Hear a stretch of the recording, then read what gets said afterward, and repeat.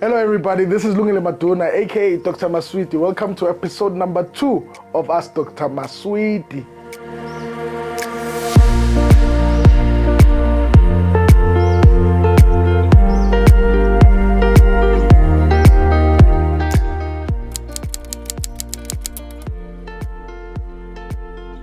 You know, I've been working for the past 20 years. This is my 20th year professionally as a drummer, and I've toured the world, traveled very much extensively. I think I've been to 5 continents and over 30 countries now, and most of them multiple times.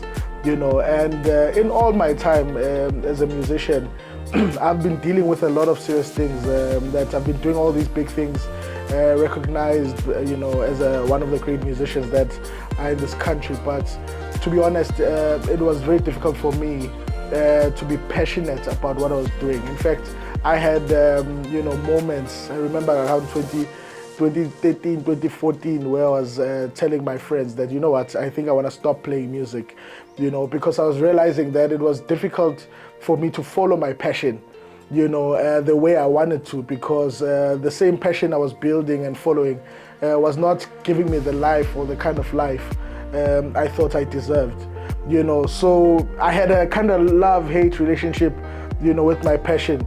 And recently, because of this business, I now have been able to actually enjoy the thing I love, you know. For the past 3 years, it's been 4 years now since I've been in this business, but for the past 2.5 years, I've pushed this business and I've given it all that I have, you know. And it is only now, you know, that I've found that, you know, I really do, you know, enjoy what I'm doing now, because it is not determined by the price or by the money that they're going to pay me for the gig.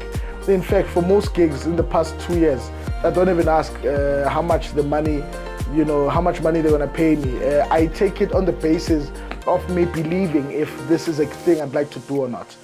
In fact, last year I remember going to a tour we had, you know, we had a tour in America and one gig in London, so it was 2 weeks, but I think about 4 or 5 gigs there. It was a very nice experience, you know. But one thing that was great about being there is that I really was not thinking so much about how much are we making on this tour, but mostly the music, the experience, the people I was with, all the moments that we had there, you know. I was able to take them in. Unlike normally when we go overseas, I'm worried about, you know, how much I'm spending on what. This time, I was not. I really got to the gig and I was like, you know, feeling all the moments from one city to the next.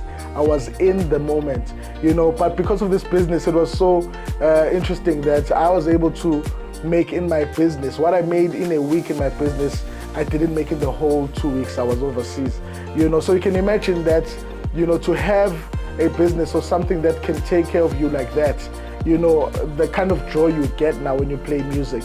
But also another thing that most people don't think about when it comes to, you know, this thing of passion, the things that we're passionate about, normally I say that these things are guiding us, you know. These are guides. It's something that you have to follow, pursue, and you'll find that in time, these can really make you a lot of millions. But sometimes most of these things actually need investments, you know. So now that I've built my business, it is only now that I'm able to see how much impact I can make in the music space, because the money that I've made through my suites, now I can see how that can actually go to fund the very same thing I've been passionate about. I used to think that my passion is playing drums. My passion is not drums. Drums is one of my many passions.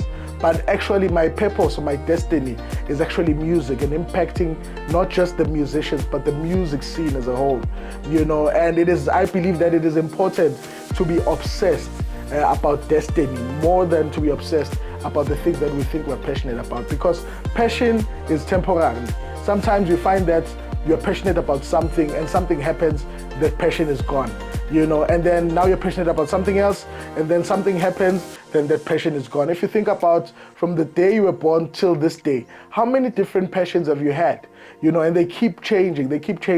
But destiny will never change. Destiny, there's only one destiny that you have. The sooner you discover what that destiny is, it is the sooner you'll start to live a life of purpose, because you then will know that you need to be achieving certain things as a only because it is important to your destiny.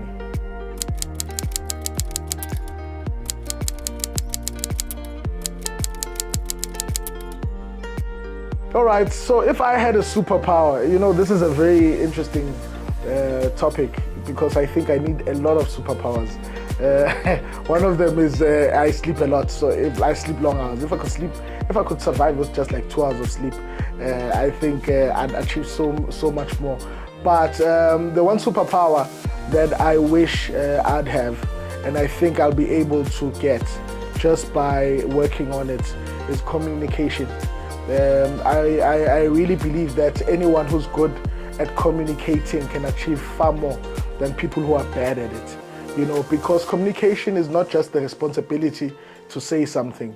Communication is the responsibility you have to communicate certain things in a way that the person you're communicating with understands exactly what you're saying. They understand you as you say it. You understand? So communication is a very difficult thing. Many people think they are communicating when they are not. And I believe that if we could master the art of communicating, we'd achieve so much more, because everyone that is in our space would always know at all points what it is that you mean when you say something.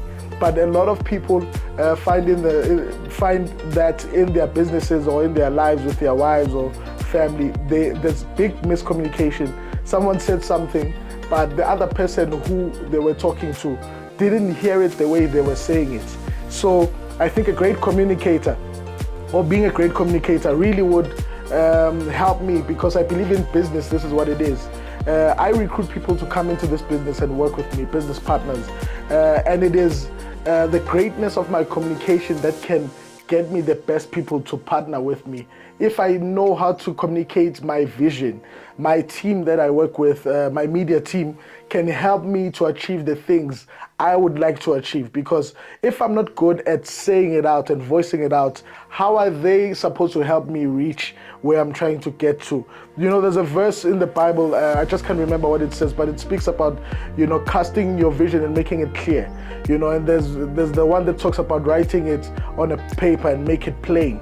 There's so many of these verses in the Bible that teach us about, vision being articulated and explained clearly.